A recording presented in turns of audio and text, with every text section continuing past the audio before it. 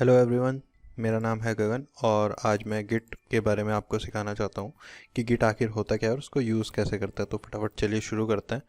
Git basically क्या है कि जैसे आप कोई भी सॉफ्टवेयर बनाते हैं, कोई भी प्रोग्रामिंग कोड लिखते हैं, तो उसको आप अपने कहाँ पे रखते हैं? सिस्टम पर। ठीक है।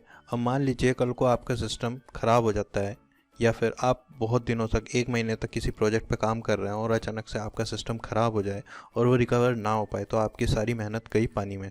ठीक है। तो इसी काम के लिए हमारे पास क्या है? गिटहब।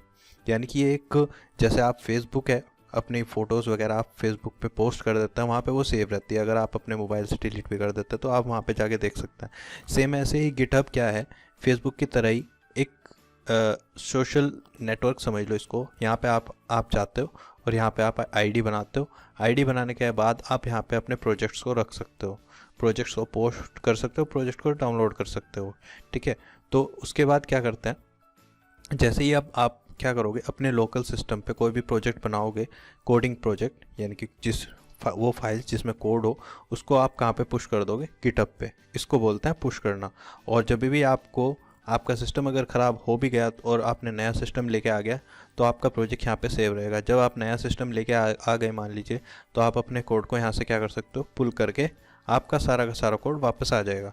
तो कोड को कभी भी हमें अपने लोकल सिस्टम पे नहीं रखना चाहिए, हमें उसे गिटहब में डाल देना चाहिए। तो इससे हमारा वो फ्यूचर के लिए सेव रहेगा।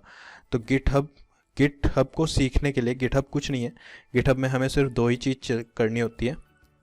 आज मैं पूरा बताऊंगा कि गिटहब की कमांड्स कैसे करते हैं और गिट को कैसे चलाते हैं। तो गिटहब में दो ही चीज़ करनी होती है, एक तो वहाँ पे क्रिएट अकाउंट करना होता है और उसके बाद क्रिएट रिपोजिटरी। बस ये दो काम करने होते हैं। उसके बाद गिटहब में कुछ नहीं बचा कि गिटहब कोई बहुत बड़ी चीज़ है। खैर बाकी बाद में सीखते हैं। तो गिटहब पे आपको क्या करना है, सबसे पहले github.com को खोलना है और यहाँ पे आपको, जैसे ही आपका साइन आउट रहेगा, आपको यहाँ पे सबसे पहले तो साइन अप करना है, यूज़र नेम, ईमेल, पासवर्ड। उसके बाद ये ईमेल वगैरह भेजेगा आपके ईमेल आईडी पे कंफर्मेशन करने के लिए। ईमेल कंफर्मेशन करने के बाद आपको यहाँ पे साइन इन करना है। साइन इन करने के लिए यहाँ से आप आईडी और पासवर्ड डाल के साइन इन कर लेंगे। साइन इन करने के बाद आपका ये डैशबोर्ड खुलेगा, जहाँ से आपको क्या करना है, ये आपके प्रोजेक्ट्स आ रहे हैं। मेरे बहुत सारे प्रोजेक्ट्स पहले से बने हैं। तो आपको यहाँ पे क्या करना है, सिंपली आपने एक काम कर लिया, क्रिएट अकाउंट, और दूसरा क्या करना है, क्रिएट रिपोजिटरी। रिपोजिटरी क्रिएट करने के लिए आपको क्या करना है, यहाँ पे प्लस का बटन दिखेगा, यहाँ पे क्लिक करना और न्यू रिपोजिटरी पे क्लिक कर देना। ये समझ लीजिए आप एक प्रोजेक्ट बना रहे हैं जहाँ पे आप अपने कोड को पुश करेंगे। तो रिपोजिटरी का नाम मैं रख देता हूँ बेसिक PHP। कुछ भी रख सकते हैं, अंडरस्कोर या डैश डाल सकते हैं, कुछ भी डाल सकते हैं। ठीक है। उसके बाद यहाँ पे इसका एक छोटा सा डिस्क्रिप्शन दे सकते हैं, this is for learning PHP। Okay. उसके बाद आपको यहाँ पे दो ऑप्शन मिलेंगे, पब्लिक या प्राइवेट। अगर आप अपनी रिपोजिटरी को पब्लिक करेंगे तो कोई भी उसको देख सकता है, कोई भी उसके कंटेंट को देख सकता है और डाउनलोड भी कर सकता है। अगर आप प्राइवेट रखना चाहते हैं तो इसको प्राइवेट कर सकते हैं। उसके बाद यहाँ पे क्रिएट रिपोजिटरी पे क्लिक कर देंगे तो आपका दूसरा काम भी हो गया। तो गिटहब में इसके अलावा और कुछ नहीं बचता। उसके बाद यहाँ पे कुछ कमांड्स हैं, ये मैं आपको अब गिट सीखने के बाद बताऊंगा कि इनका क्या काम है, उसको इनको कैसे यूज़ करना है। ठीक है। यहाँ पे अपने कोड को कैसे लेके आना है। तो चलिए अब चलते हैं, शुरू करते हैं। गिट क्या चीज़ है। तो गिटहब और गिट दोनों ही अलग अलग चीज़ें, पर दोनों ही साथ में काम करते हैं। तो गिट को सीखते हैं। गिट क्या चीज़ है? गिट एक सॉफ्टवेयर है, वर्जन कंट्रोल सिस्टम, यानी कि क्या है, डिस्ट्रीब्यूटेड वर्जन कंट्रोल सिस्टम। यानी कि आप, ये क्या करता है, आपके वर्जन्स को कंट्रोल करता है। ये एक ऐसा सिस्टम है, डिस्ट्रीब्यूटेड सिस्टम है, जो क्या करता है, आपके वर्जन्स को कंट्रोल करता है। अब किस चीज़ के वर्जन को कंट्रोल करता है? ये आपके कोडिंग की फाइल्स के। यानी कि आपने आज कुछ चेंज किया है, कल कुछ चेंज किया है, फिर कल कुछ चेंज किया है, आप अगर परसों वाले चेंज पे जाना चाहते हैं तो उसको ये ईजिली हमें मेंटेन करवाता है। ठीक है। तो इसमें भी 3 स्टेप है। आपको क्या करना है, सबसे पहले डाउनलोड करना है गिट को, उसके बाद इंस्टॉल करना है, उसको चेक करना है कि ये इंस्टॉल हो चुका है नहीं। तो तीनों ही स्टेप बहुत ईजिली है, क्विकली कर लेते हैं इनको करने के लिए आपको क्या करना है, गूगल में सिंपल गिट टाइप करना है और एंटर मारना है। गिट के बाद यहाँ पे आपको एक वेबसाइट दिखेगी, इस पे जाना है और यहाँ से आप डाउनलोड कर सकते हैं गिट फॉर विंडोज़। जैसे ही आप इस पर क्लिक करेंगे आपकी EXE फाइल डाउनलोड होनी शुरू हो जाएगी। और क्योंकि मैंने किया हुआ है डाउनलोड तो मैं इसको कैंसिल कर देता हूँ। एक सिंपली सेटअप मिलेगा आपको, सेटअप को आपको नेक्स्ट नेक्स्ट नेक्स्ट करके इंस्टॉल कर लेना। इंस्टॉल करने के बाद तो आपने 2 स्टेप कर लिए, डाउनलोड कर लिया और इंस्टॉल कर लिया। इंस्टॉल करने के बाद आपको चेक करना है कि ये इंस्टॉल हुआ है या नहीं। तो इसके लिए आपको क्या करना है, अपने रन कमांड पे जाना है, या cmd भी खोल सकते हैं यहाँ से, cmd कमांड प्रॉम्प्ट में जाना है और यहाँ पे क्या लिखना है, गिट। अगर आपके पास ये सब इंफॉर्मेशन आती है तो इसका मतलब आपका गिट इंस्टॉल्ड है। और गिट के साथ आप वर्जन देखना चाहें या हेल्प लेना चाहें तो ये इन ऑप्शंस का भी यूज़ कर सकते हैं। जैसे कि मैं वर्जन देखना चाहता हूँ तो गिट -- वर्जन, तो ये आपको गिट का वर्जन दिखा देगा। ठीक है, तो इतना काम होना चाहिए। उसके बाद आपका पहला स्टेप कंप्लीट, डाउनलोड कर लिया गिट को, इंस्टॉल कर लिया और उसको चेक कर लिया कि हाँ वो चल रहा है नहीं चल रहा। ठीक है, उसके बाद हम गिट कमांड्स सीखते हैं। गिट कमांड्स देखने के पहले ये कुछ कमांड्स हैं, जैसे कि मैं अभी बता देता हूँ, अभी इनको मतलब समझाता हूँ थोड़ी देर में। एक है गिट स्टेटस, उसके बाद git add, git commit, git push, git add origin और गिट पुल। ठीक है, ये 5-6 मेन बेसिक कमांड है। इसके अलावा भी बहुत सारी कमांड होती है, पर बेसिक मेन इन्हीं कमांड्स की हमें 60%, 60-70% मेनली इन्हीं की यूज़ काम आता है। बाकी की कमांड कभी कभी काम आती हैं या किसी स्पेशल केस में काम आती हैं। तो इनका काम कहाँ पे है, चलिए देख लेते हैं। एक बार मैं चेक कर लेता हूँ हमारी वीडियो रिकॉर्ड हो रही है नहीं, हाँ हो रही है। ठीक है, तो इसको समझाने के लिए मैं आपको ये इमेज दिखा रहा हूँ। तो इसमें क्या होता है कि रिपोजिटरी बनती है। रिपोजिटरी यानी कि कोई एक फोल्डर और रिपोजिटरी में ये अंतर है कि फोल्डर में सिर्फ फाइलें रखी जाती है, रिपोजिटरी में आपकी फाइलें मेंटेन भी होती हैं, उनका स्टेटस वगैरह भी मेंटेन होता है। तो हमारे पास 2 रिपोजिटरी होती हैं, एक रिमोट रिपोजिटरी और एक लोकल रिपोजिटरी। अगर हम रिमोट रिपोजिटरी में काम करेंगे डायरेक्ट तो इसमें हमें इंटरनेट की हमेशा कनेक्टिविटी बनाए रखनी पड़ेगी, जो कि पॉसिबल हर बार नहीं होता है। तो हम क्या करते हैं, एक लोकल रिपोजिटरी बना लेते हैं जो हमारे ही सिस्टम पर रहती है। तो इसमें हमें काम करने में बहुत फास्टनेस मिलती है। ठीक है, और जब हमारा काम पूरा हो जाता है तो हम अपने लोकल रिपोजिटरी को पुश कर देते हैं रिमोट रिपोजिटरी पे। यानी कि हम अपने कोड को पहले लोकल रिपोजिटरी में रखते हैं, उसके बाद जब हमारा कोड कंप्लीट हो जाता है एक फेज़ तक तो उसके बाद हम उसको रिमोट रिपोजिटरी में पुश कर देते हैं, यानी कि सेंड कर देते हैं, यानी कि अपलोड कर देते हैं। ठीक है, तो इसमें भी तो 2 बातें आपको समझ में आई कि गिटहब क्या है, एक रिमोट रिपोजिटरी जहाँ पे हमारा कोड हमेशा के लिए सेव रहने वाला है जब तक हम उसको डिलीट नहीं करते। लोकल रिपोजिटरी वो जब तक हम उस अपने लोकल में काम कर रहे हैं, जब हमें वो कोड पुश करना होगा तो हम रिमोट रिपोजिटरी पे उसको पुश कर सकते हैं। रिमोट रिपोजिटरी पे पुश करने के लिए हमें एक ओरिजिन मिलता है, लिंक मिलता है कि हमें किस रिमोट रिपोजिटरी पे पुश करना है। ठीक है, तो वो अभी थोड़ी देर में करेंगे। तो लोकल रिपोजिटरी को समझ लेते हैं। लोकल रिपोजिटरी में क्या क्या चीज़ होती है। तो रिमोट रिपोजिटरी में कुछ नहीं होता। रिमोट रिपोजिटरी सिंपल एक फोल्डर की तरह होता है जहाँ पे आपका कोड रखा रहेगा सारा का सारा। लेकिन लोकल रिपोजिटरी में आपको काम करने के लिए इन कमांड्स के साथ साथ ये जो कमांड्स हैं, इन कमांड को सीखने के लिए आपको लोकल रिपोजिटरी को थोड़ा सा समझना पड़ेगा कि लोकल रिपोजिटरी आखिर काम कैसे करती है। तो लोकल रिपोजिटरी आपका 3 एरियाज़ में डिवाइडेड हो जाती है, वर्किंग डायरेक्टरी, स्टेजिंग एरिया और लोकल रिपोजिटरी। ठीक है, तो लोकल रिपोजिटरी में जैसे ही आप कोई काम करते हैं तो आपकी जो फाइल होती है वो शुरू में कहाँ पे रहती है, वर्किंग रिपोजिटरी। ये एक आपकी फ़ाइल है, तो जब भी आपने कोई नई फाइल बनाई तो आपकी वो वर्किंग डायरेक्टरी में होगी। अब आप इस फाइल को यहाँ पे ले जाना चाहते हैं रिमोट रिपोजिटरी पे, तो आप डायरेक्ट नहीं ले जा सकते। आपको पहले क्या करना होगा, उसको गिट ऐड कमांड से आपकी ये फाइल कहाँ चली जाएगी, स्टेजिंग एरिया में। ठीक है, स्टेजिंग एरिया में रहती है वो फाइल, यानी कि आपकी फ़ाइल क्या है, ट्रैक होनी स्टार्ट हो चुकी कि उसमें कौन सी लाइन पे चेंज हो रहा है, कौन सी लाइन पे डिलीट हो रहा है, कौन सी लाइन पे अपडेट हो रहा है। ये सब आपकी ट्रैकिंग स्टार्ट हो जाती है यहाँ पे। जब तक आपकी वर्किंग डायरेक्टरी में होते तब तक स्टार्टिंग नहीं होती है उसकी ट्रैकिंग। ठीक है, यहाँ पे होने के बाद जब आप अपना काम कर लेते हैं तो उसको क्या करते हैं, आप कमिट करते हैं किसी मैसेज के साथ कि आपने इस फाइल में क्या चेंज किया। सपोज हमने इस फाइल में कोई एक नया बटन ऐड किया तो हम गिट कमिट ऐड बटन, हमने उसके साथ मैसेज दे दिया ऐड बटन कि हमने इस फाइल में इस टाइम पे एक बटन को ऐड किया। तो जैसे ही आप कमिट करते हो वो आपका लोकल रिपोजिटरी में चला जाता है, यानी कि आपका काम कमिट हो चुका है इस स्टेज तक। ठीक है, उसके बाद जब आप चाहते हो कि आपका कोड या फाइल आपके गिटहब पे चली जाए तो उसके लिए आप क्या करते हो, गिट पुश। आप इस कोड को जैसे ही गिट पुश करते हो तो आपका ये कोड सीधा जाके रिमोट रिपोजिटरी पे पहुँच जाता है। ठीक है, तो ऐसे ही अगर आपकी कोई एक और फाइल है, इसी को मैं कॉपी पेस्ट कर लेता हूँ।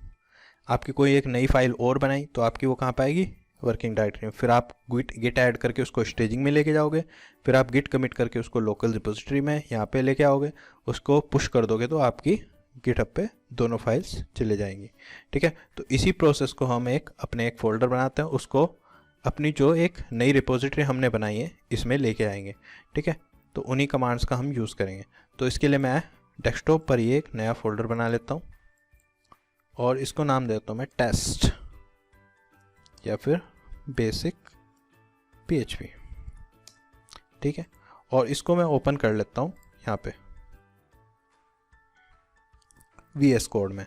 VS कोड नोटपैड की तरह ही एक एडिटर है जो कि थोड़ा एडवांस है, जिसमें हमारे बहुत सारे फीचर्स मिल जाते हैं और काफ़ी अच्छा एडिटर है आज के टाइम में। तो इसको ओपन होने देते हैं। ओपन होने के बाद मैं उस फोल्डर को यहाँ पे ओपन कर लेता हूँ, फाइल, ओपन फोल्डर, जो कि हमारा डेस्कटॉप पे है, बेसिक PHP। ठीक है,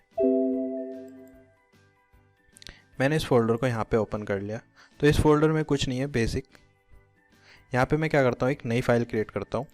न्यू फाइल का मैं नाम देता हूँ index.html।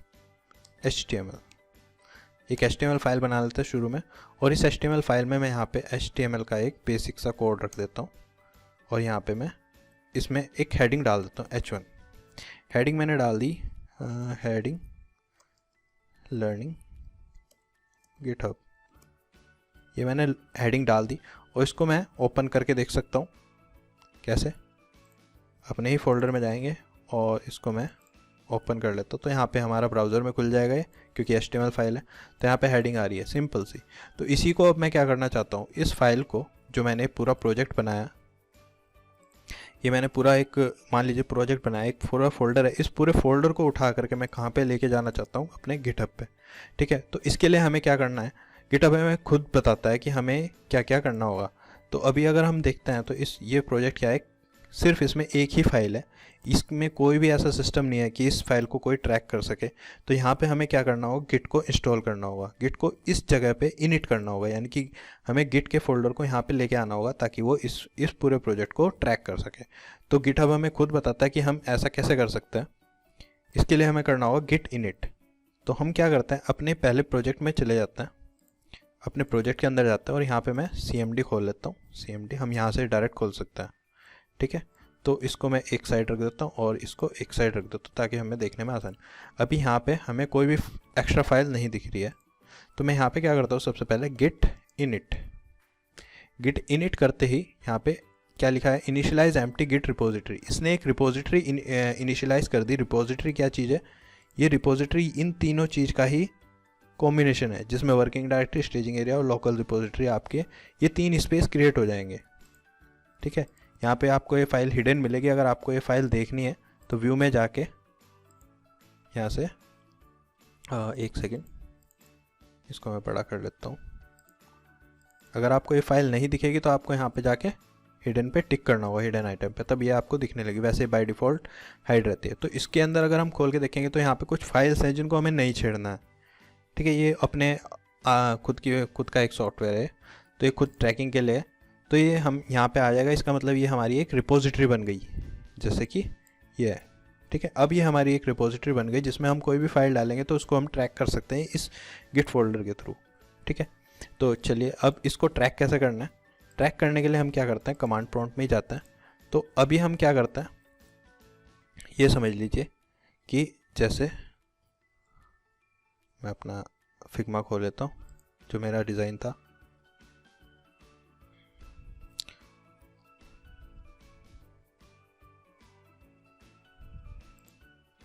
ओके, तो हमने क्या किया हुआ है, अभी सिर्फ एक फाइल बनाई हुई है।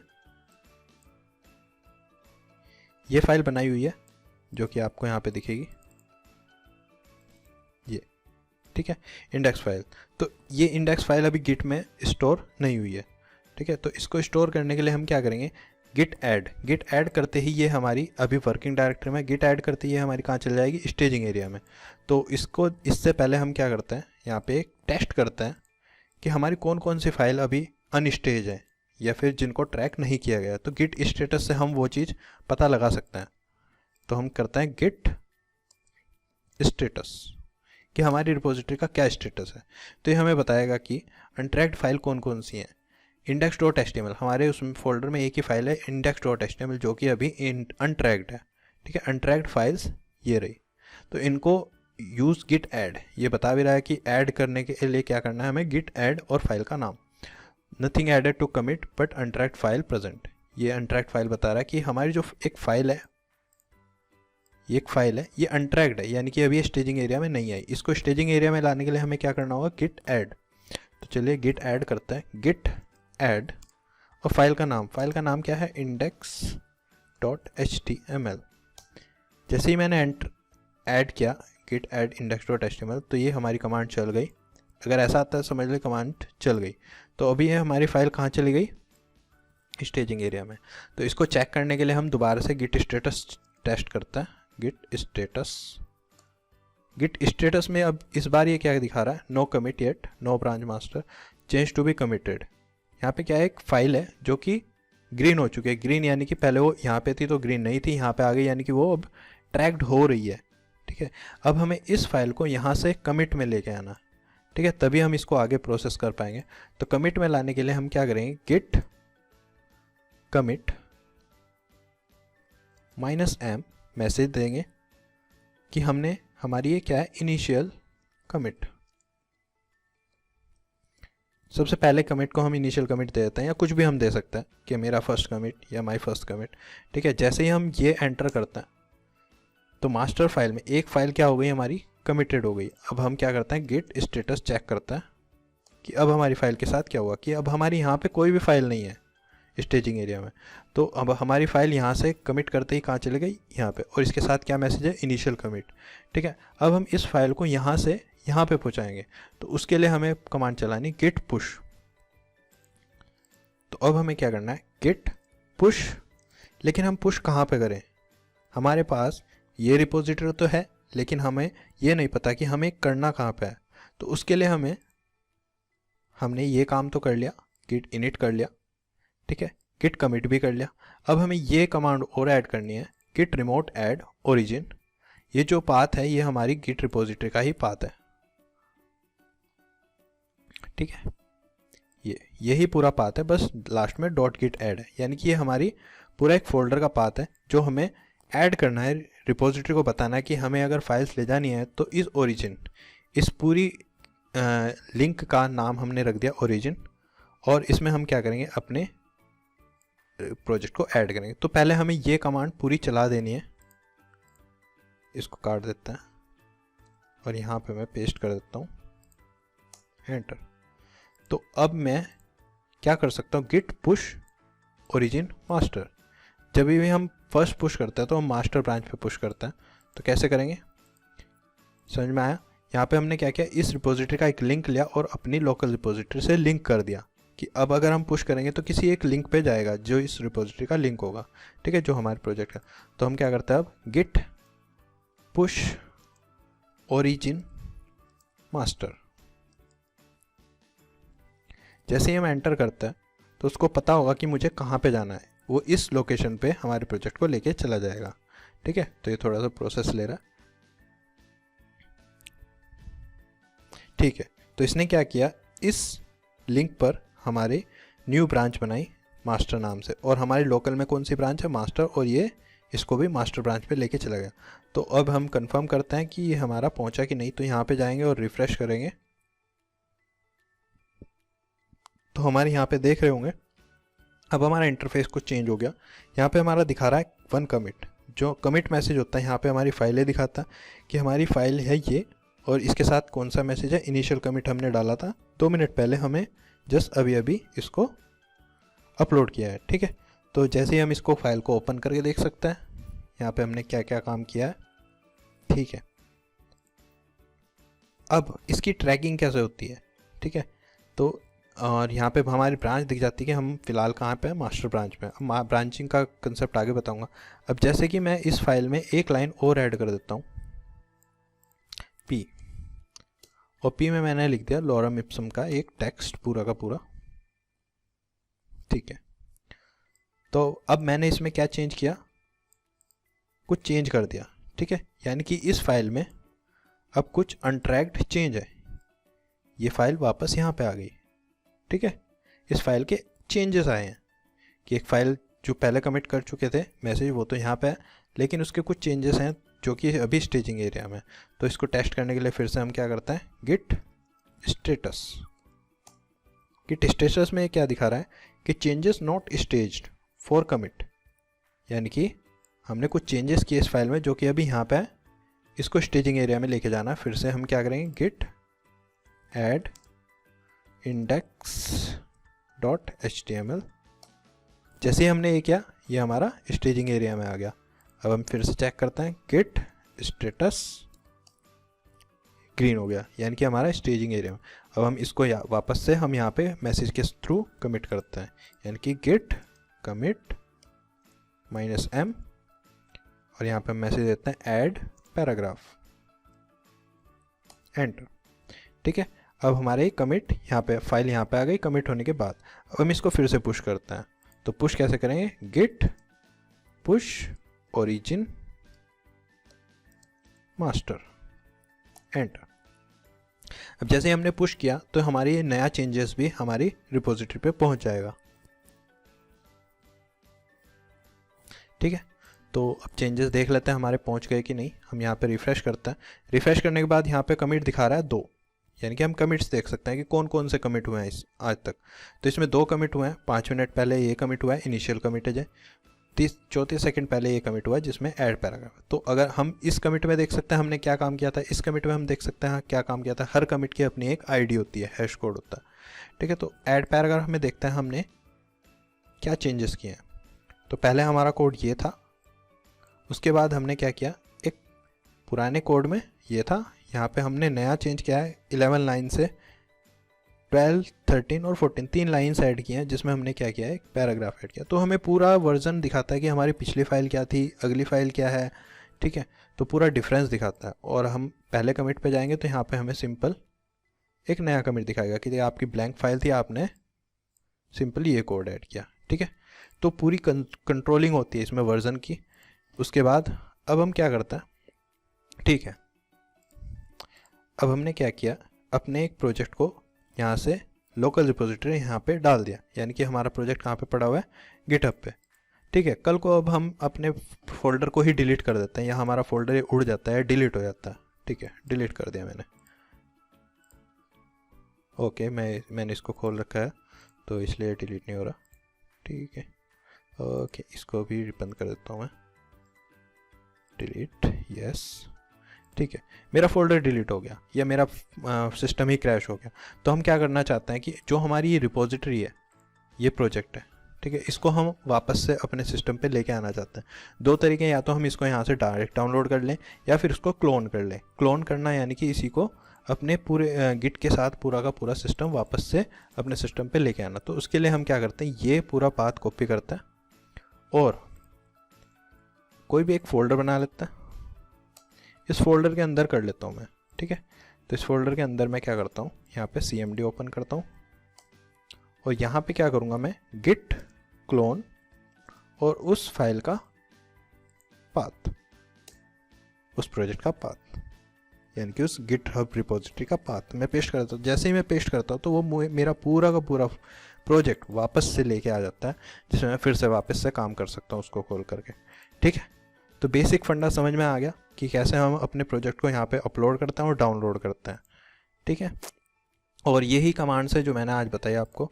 गिट स्टेटस से हम स्टेटस चेक करते हैं कि हमारी फाइल का स्टेटस क्या है, वो कौन सी एरिया में है, वो कौन सी एरिया में, वर्किंग डायरेक्टरी में, स्टेजिंग एरिया में, लोकल रिपोजिटरी में, ठीक है।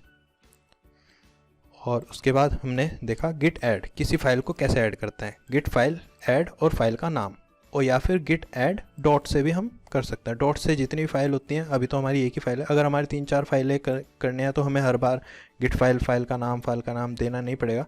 गिट ऐड डॉट से भी हमारी सारी फाइलें कमिट हो जाते हैं या ऐड हो जाती है, सॉरी, ठीक है। Git commit -m your message, कुछ भी मैसेज देना हो कमिट करने के लिए।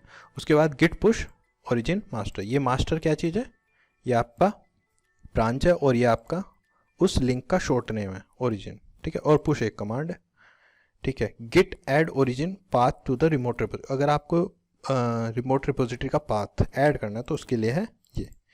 गिट पुल ओरिजिन मास्टर, ये मास्टर से मतलब कि प्रोजेक्ट को डाउनलोड करने के लिए। तो मैंने बेसिक गिट और गिटहब को कवर कर दिया है। आई होप कि आपको समझ में आ गया होगा। और ठीक है, अगर नहीं समझ में आया तो कुछ भी डाउट हो तो कमेंट में पूछ सकते हैं। ठीक है, थैंक यू।